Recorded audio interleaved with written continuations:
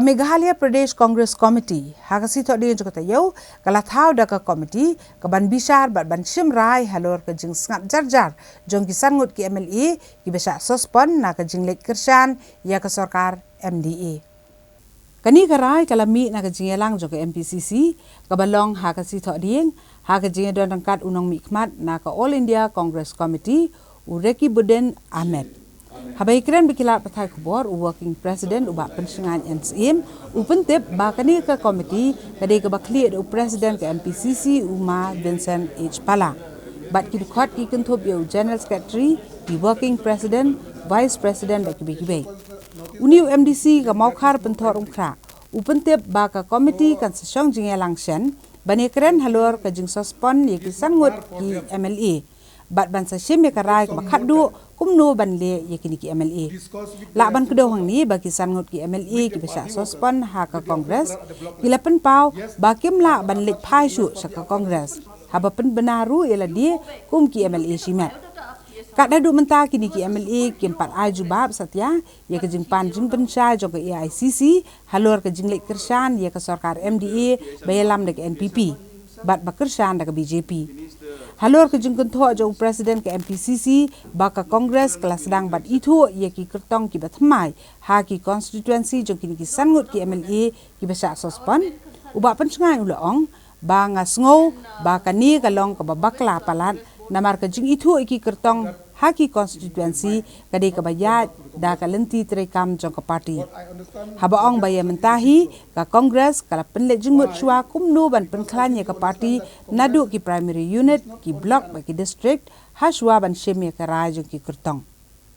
because as we understand that the show cause notice that has been issued to them, there is no time frame,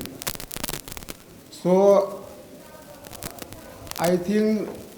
it is not bar for them to take some more time to discuss with the supporter, with the party workers, with the office bearer at the block level. Yes, they are not attached with the Congress party after the suspension, but unofficially they can discuss with the party workers. So as there is no time frame for them to reply the show cause, then there is no problem for them to take some more time to discuss with their party workers at the block level. So as of now, I think you know yesterday, office bearer from Ramrai Block Congress Committee officially sent by the Block Congress Committee to meet with the official of the MPCC to discuss regarding the confusions on the suspension of the MLAs. We understand that the party workers are very much with the party. I think the MLA cannot take on his own decision to run away from the party and lose the election. So I do believe that still if it is not in the mind to stay with the party, but because of the party workers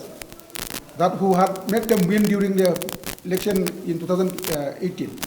so they have to review, they have to relook on this issue.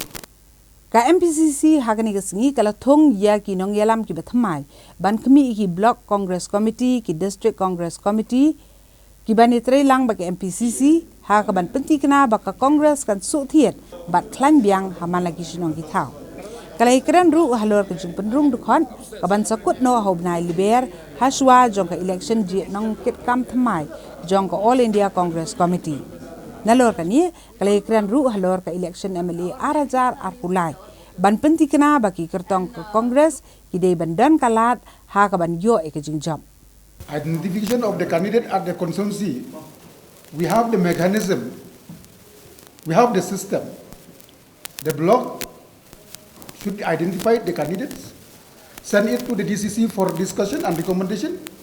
send it to the MPCC. I think that is the system, the mechanism we are adopted in the party.